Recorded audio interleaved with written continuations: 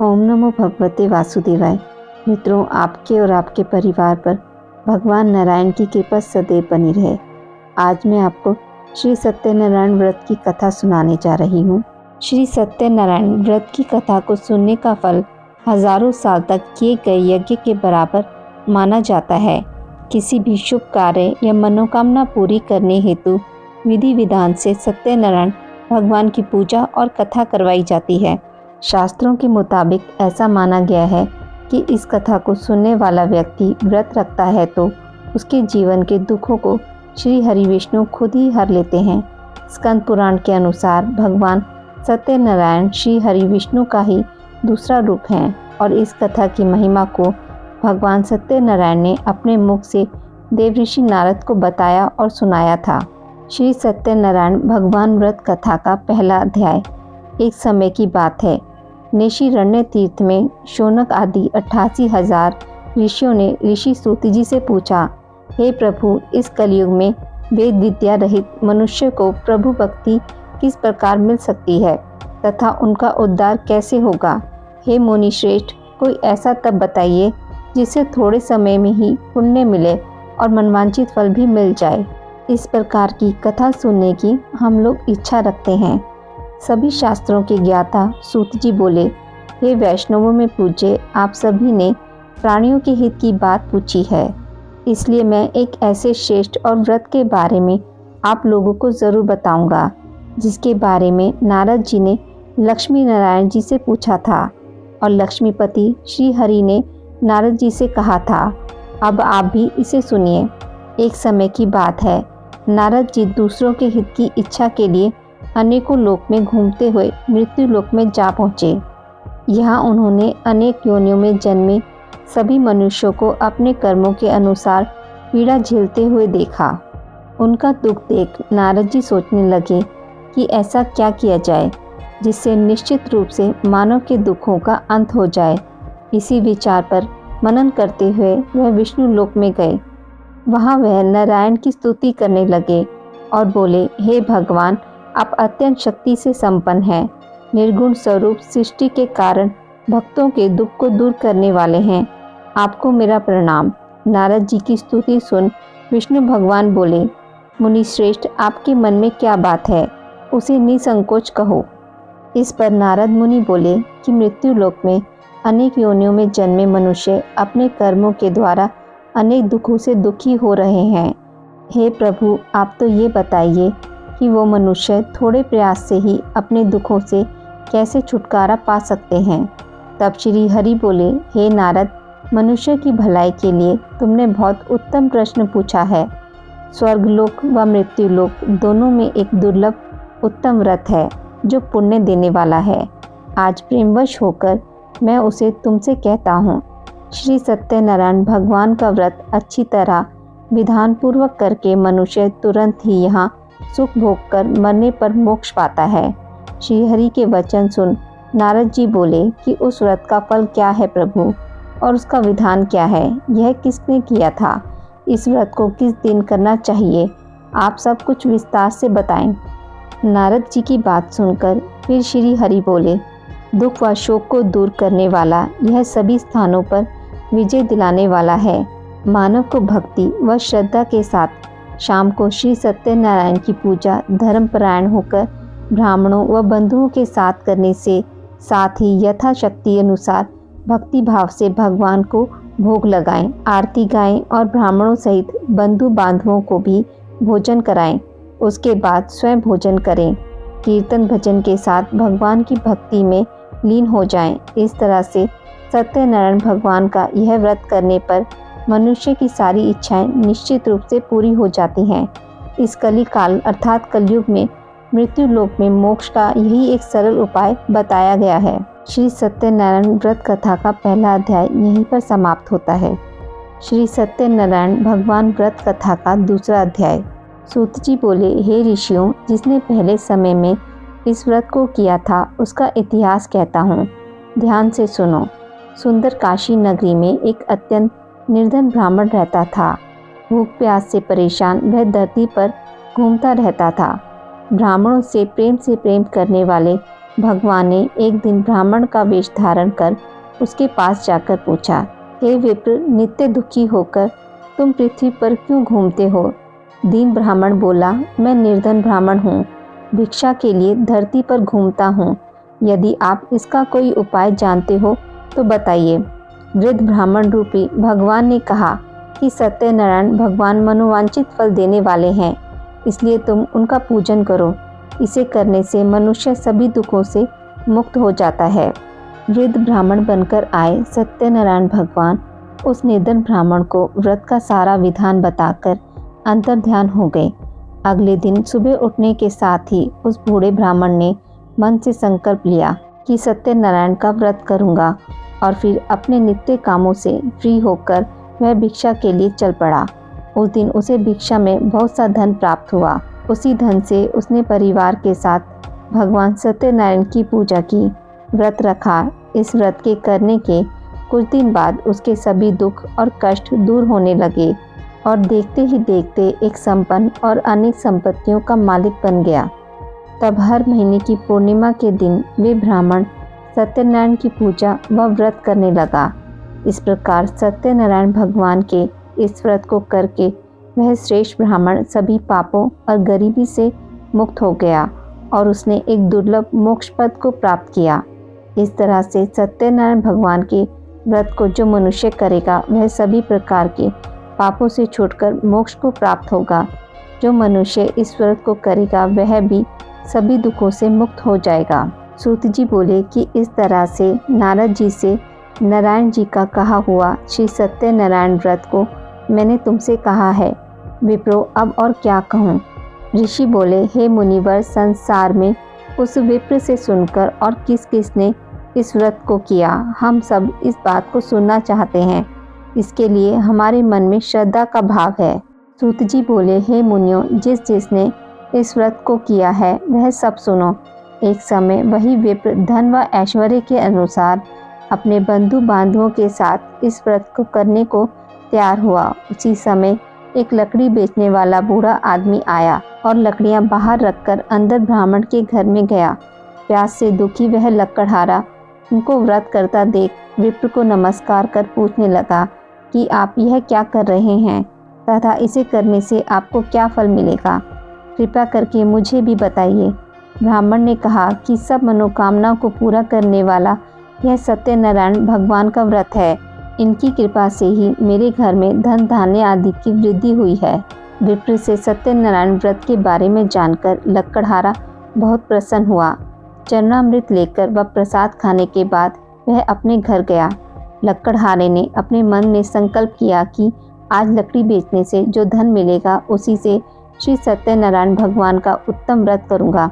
मन में इस विचार को ले बूढ़ा आदमी सिर पर लकड़ियां रख उस नगर में बेचने गया, जहां उसे अपनी लकड़ियों का दाम पहले से 4 गुना अधिक मिला।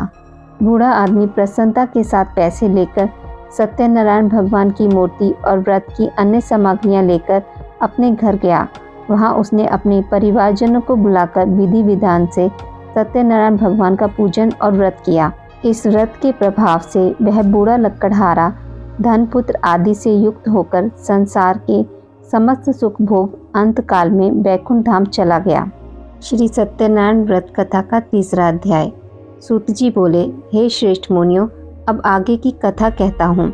पहले समय में उल्कामुख नाम का एक बुद्धिमान राजा था। वह सत्यवक्ता और जितेंद्रिय था। प्रतिदिन देव स्थानों पर जाता और निर्धनों को धन देकर उनके कष्ट दूर करता था। उसकी पत्नी कमल के समान मुख वाली तथा सती साध्वी थी। भद्रशिला नदी के तट पर उन दोनों ने श्री सत्यनारायण भगवान का व्रत किया। उसी समय साधु नाम का एक वैश्य आया। उसके पास व्यापार के लिए बहुत सा धन भी था। राजा को व्रत करते देखकर वह विनय के साथ पूछने लगा, हे राजन, भक्ति भाव से पूर्ण होकर आप यह क्या कर रहे हैं? मैं सुनने की इच्छा रखता हूँ, तो आप कृपा करके मुझे बताइए। राजा बोला, मैं अपने बंधु बांधवों के साथ पुत्र आदि की प्राप्ति के लिए श्री सत्यनारायण भगवान का व्रत व पूजन कर रहा हूँ। राजा के वचन सुन साधु आदर से बोला, हे राजन, मुझे इस व्रत का सारा विधान कहिए, मैं भी इस व्रत को करूँगा। मेरी भी संतान नहीं है और इस व्रत को करने से निश्चित रूप से मुझे संतान की प्राप्ति होगी। राजा से व्रत का सारा विधान सुन व्यापार से निवृत्त होकर वह अपने घर गया। साधु ने अपनी पत्नी को संतान देने वाले इस व्रत का वर्णन कह सुनाया और कहा कि जब मेरी संतान होगी तब मैं इस व्रत को करूँगा। साधु ने इस तरह के वचन अपनी पत्नी लीलावती से कहे। एक दिन लीलावती पति के साथ आनंदित हो सांसारिक धर्म में प्रवृत्त होकर सत्यनारायण भगवान की कृपा से गर्भवती हो गई। 10वें महीने में उसके गर्भ से एक सुंदर कन्या ने जन्म लिया। माता पिता ने अपनी कन्या का नाम कलावती रखा। एक दिन कलावती की माँ लीलावती ने अपने पति को याद दिलाया कि आपने सत्यनारायण भगवान के जिस व्रत को करने का संकल्प किया था उसे करने का समय आ गया है, आप इस व्रत को करिए। साधु बोला कि हे प्रिय, इस व्रत को मैं उसके विवाह पर करूँगा। इस प्रकार अपनी पत्नी को आश्वासन देकर वह नगर को चला गया। साधु ने एक बार नगर में अपनी कन्या को सखियों के साथ देखा तो उसे लगा कि उसकी कन्या अब विवाह योग्य हो गई है और उसने कन्या के योग्य वर ढूंढना शुरू कर दिया। एक दिन साधु की बात को ध्यान में रखते हुए एक नगर में पहुंचा और वहां देखभाल कर लड़की के सुयोग्य वाणिक पुत्र को ले आया। सुयोग्य लड़की को देख साधु ने बंधु बांधवों को बुलाकर अपनी पुत्री का विवाह कर दिया। लेकिन दुर्भाग्य की बात यह है कि साधु ने अभी भी श्री सत्यनारायण भगवान का व्रत नहीं किया। इस पर श्री भगवान क्रोधित हो गए और श्राप दिया। अपने कार्य में कुशल साधु बनिया जमाई को लेकर समुद्र के पास स्थित रत्नासारपुर नगर में गया। वहां जाकर दामाद ससुर दोनों मिलकर चंद्रकेतु राजा के नगर में व्यापार करने लगे। एक दिन भगवान सत्यनारायण की माया से एक चोर राजा का धन चुराकर भाग रहा था। उसने राजा के सिपाहियों को अपना पीछा करते देख चुराया हुआ धन वहां रख दिया जहां साधु अपने जमाई के साथ ठहरा हुआ था। राजा के सिपाहियों ने साधु वैश्य के पास राजा का धन पड़ा देख तो वह ससुर जमाई दोनों को बांधकर प्रसन्नता से राजा के पास ले गए और कहा कि इन दोनों चोरों को हम पकड़ ले आए हैं, आप आगे की कार्रवाई की आज्ञा दें। राजा की आज्ञा से उन दोनों को कठिन कारावास में डाल दिया गया और उनका सारा धन भी उनसे छीन लिया गया। श्री सत्यनारायण भगवान के श्राप से साधु की पत्नी भी बहुत दुखी हुई। घर में जो धन रखा था उसे चोर चुरा ले गए। लीलावती शारीरिक तथा मानसिक पीड़ाओं से युक्त भूख और प्यास से दुखी हो अन्न की चिंता में दर दर भटकने लगी। कलावती कन्या भी भोजन के लिए इधर उधर प्रतिदिन घूमने लगी। एक दिन भूख से पीड़ित कलावती एक के घर गई। वहां जाकर उसने श्री सत्यनारायण व्रत पूजन को देखा। वहां बैठकर उसने कथा सुनी और वरदान मांगा। उसके बाद प्रसाद ग्रहण करके वह कुछ रात होने पर घर आ गई। माता ने कलावती से पूछा कि हे पुत्री, अब तक तुम कहाँ थी? तेरे मन में क्या है? कलावती ने अपनी माता से कहा, हे माता, मैंने किसी के घर में श्री सत्यनारायण भगवान का व्रत देखा है। कन्या के वचन सुन लीलावती भगवान के पूजन की तैयारी करने लगी। लीलावती ने परिवार व बंधुओं सहित सत्यनारायण भगवान का पूजन किया और उसने वर मांगा कि मेरे पति तथा जमाई शीघ्र घर आ जाएं। साथ ही यह भी प्रार्थना की हम सबका अपराध क्षमा करें। श्री सत्यनारायण भगवान इस व्रत से संतुष्ट हो गए और राजा चंद्रकेतु को सपने में दर्शन दे कहा कि हे राजन, तुम उन दोनों वैश्यों को छोड़ दो और तुमने उनका जो धन लिया है उसे भी वापस कर दो। अगर ऐसा नहीं किया तो मैं तुम्हारा धन, राज्य व संतान सभी को नष्ट कर दूंगा। राजा को यह सब कहकर वह अंतर्ध्यान हो गए। प्रातःकाल सभा में राजा ने अपना सपना सुनाया। फिर बोले कि उन दोनों को कैसे मुक्त कर सभा में लाओ। दोनों ने आते ही राजा को प्रणाम किया। राजा बोला, महानुभावों, भाग्यवश ऐसा कठिन दुख तुम्हें प्राप्त हुआ है, लेकिन अब तुम्हें कोई भय नहीं है। ऐसा कह राजा ने उन दोनों को नए वस्त्राभूषण भी पहनाए और जितना धन उनका लिया था उससे 2 गुना धन वापस कर दिया। दोनों वैश्य अपने घर को चल दिए। श्री सत्यनारायण भगवान व्रत कथा का चौथा अध्याय। सूत जी बोले, वैश्य ने मंगलाचार कर अपनी यात्रा आरंभ की और अपने नगर की ओर चल दिए। उनके थोड़ी दूर जाने पर एक दंडी वेशधारी श्री सत्यनारायण ने उनसे पूछा, हे साधु, तेरी नाव में क्या है? वाणिक हंसता हुआ बोला, हे दंडी, आप क्यों पूछते हो? क्या धन लेने की इच्छा है? मेरी नाव में तो बैल व पत्ते भरे हुए हैं। वैश्य के कठोर वचन सुन भगवान बोले, तुम्हारा वचन सत्य हो। दंडी ऐसे वचन कह वहाँ से दूर चले गए। कुछ दूर जाकर समुद्र के किनारे बैठ गए।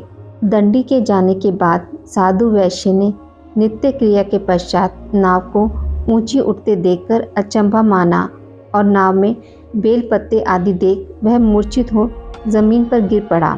वापस होश आने पर वह अत्यंत शोक में डूब गया। तब उसका दामाद बोला कि आप शोक न मनाएं, यह दंडी का शाप है, इसलिए हमें उनकी शरण में जाना चाहिए, तभी हमारी मनोकामना पूरी होगी। दामाद की बात सुनकर वह दंडी के पास पहुंचा और अत्यंत भक्ति भाव से नमस्कार करके बोला, मैंने आपसे जो असत्य वचन कहे थे उनके लिए मुझे क्षमा दें। ऐसा कहकर रोने लगा। तब दंडी भगवान बोले, हे वाणिक पुत्र, मेरी आज्ञा से बार बार तुम्हें दुख प्राप्त हुआ है। तू मेरी पूजा से विमुख हुआ।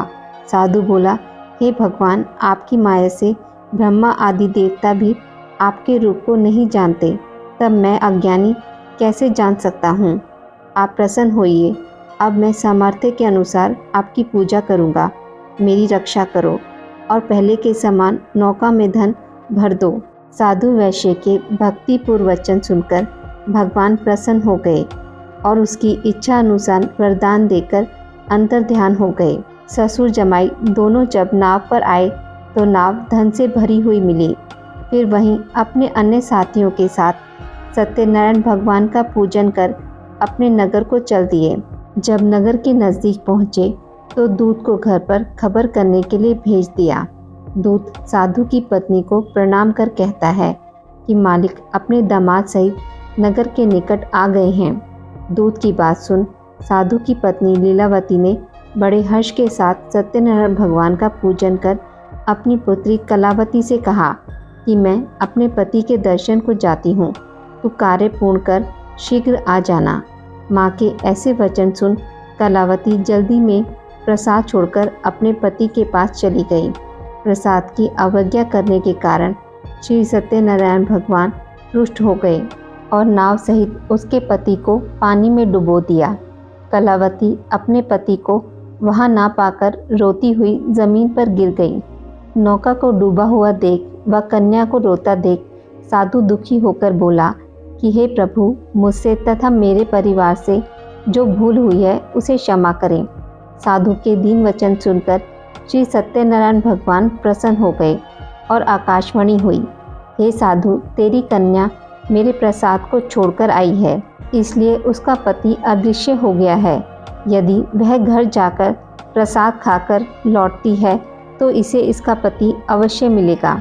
ऐसी आकाशवाणी सुन कलावती ने वैसा ही किया जैसा आकाशवाणी के दौरान भगवान ने कहा और फिर प्रसाद ग्रहण करने के बाद जब वो वापस आई तो अपने पति के दर्शन करके अत्यंत प्रसन्न हुई। उसके बाद साधु अपने बंधु बांधवों सहित श्री सत्यनारायण भगवान का विधि विधान से पूजन करता है। इस लोक का सुख भोग वह अंत में स्वर्ग जाता है। श्री सत्यनारायण भगवान व्रत कथा का 5वां अध्याय। सूत जी बोले, हे ऋषियों, मैं और भी एक कथा सुनाता हूँ, उसे भी ध्यानपूर्वक सुनो। प्रजा पालन में लीन तुंगध्वज नाम का एक राजा था।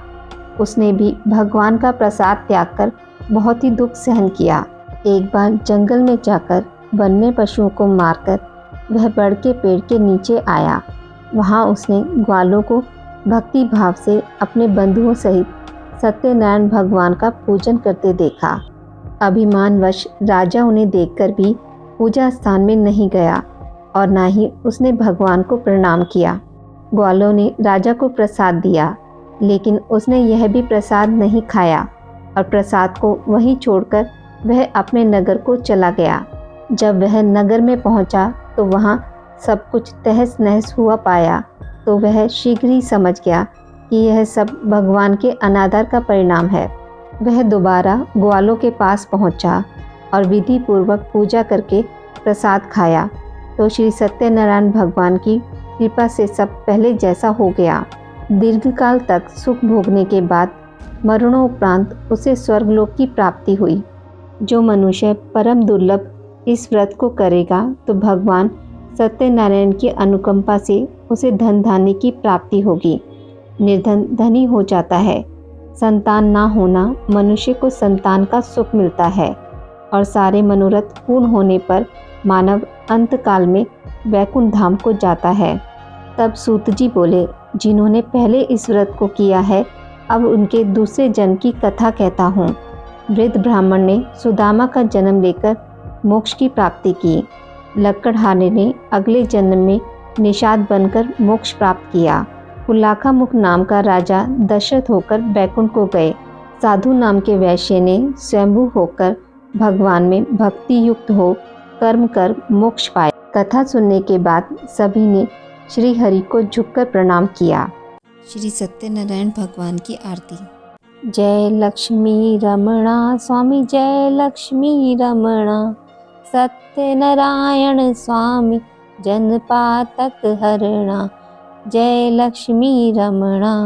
रतन जड़ित सिंहासन अद्भुत छवि राजे। नारद करत निराजन घंटावन बाजे। जय लक्ष्मी रमणा।